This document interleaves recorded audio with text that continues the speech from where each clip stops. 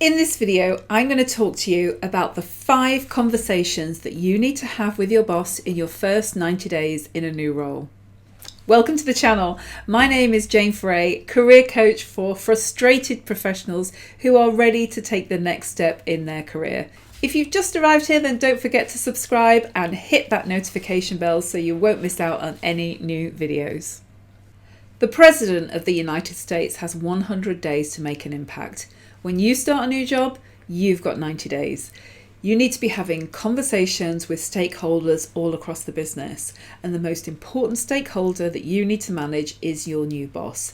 So I'm going to share with you today the 5 different types of conversations that you need to be having with your new boss so that you can set yourself up to succeed and you will sail through your probationary period. So these conversations are not necessarily meant to happen as separate entities, but they can be intertwined in one type of conversation. So let's get started then. The first type of conversation that you need to be having is what we call the situational diagnosis conversation.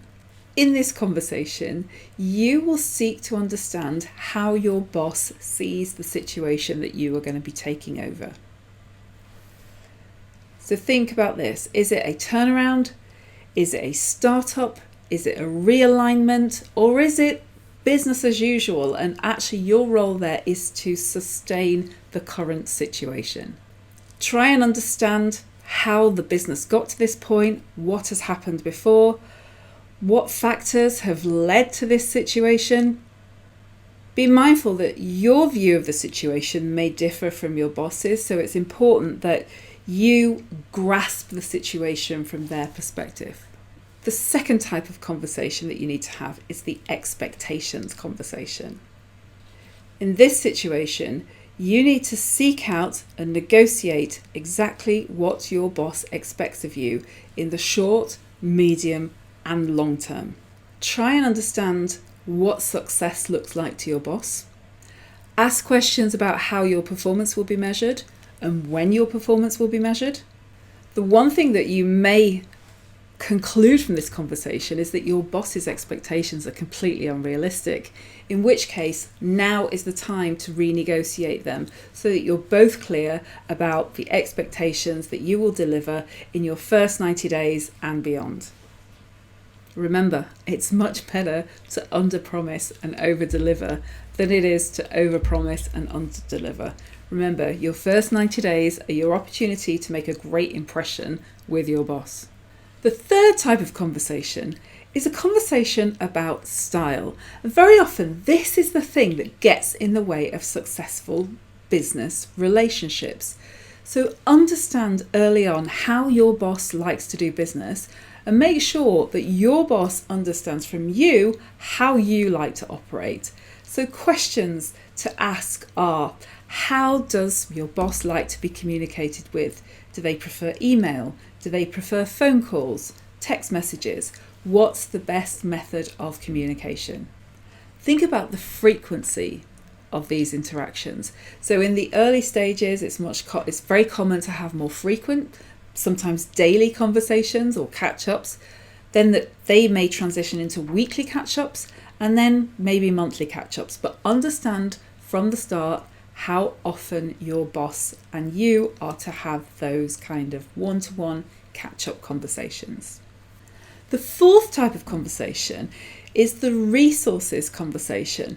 So this is essential for you to negotiate your critical success. You need to figure out quickly what are the types of resources that you will need in order to be successful. So resources can come in all shapes and forms. So it could be human resources, so people. What types of people do you need and when do you need them? So is it that you are going to have a brand new structure with new roles and opportunities that can be filled internally or externally? Would you rather borrow some talent from somewhere in the organisation on a secondment basis? Or would you like to bring in some external expertise for a set period of time? Other resources you might want to consider are technological resources. So maybe what you need in order to be successful is to invest in some new type of software. What is that? How much is that going to cost you? And do you have your boss's support in that? Think as well about realignment. So some of your requirements in your new role may be to realign some resources, in which case what you actually need in that sense is your boss's support in order to influence some of that realignment to happen in the organisation. So the fifth and final conversation that you need to be having is about you and your own personal development. So discuss how your tenure in this job is going to contribute to the success of the business and the success of your boss, because if you're doing a great job, then that's only going to reflect well on your boss. But think about what is it that you might need in terms of development, training, coaching, mentoring in order to be a success, and negotiate that early on. In terms of your longer term development, you might want to be thinking about, are there any projects or secondments that you might want to get involved in? Would you like your boss to introduce you to somebody in the organisation who could act as a sponsor or a mentor for you in the longer term? And also think about, is there any types of professional bodies that your organisation might fund you to be a part of? Again, it will help you to be successful, but ultimately it will help the business to be successful as well. So those are the 5 types of conversations that you need to be having to have a successful first 90 days in your new role. So that's the situational diagnosis conversation, the expectations conversation, the style conversation, the resources conversation, and the personal development conversation. So if you found this useful, then please do click on the like button, share it with anyone who you feel might find some value from this, and please do subscribe and hit that notification bell so that you'll be notified of any future episodes. My name is Jane Foray, career coach for frustrated professionals. I'll see you on the next video.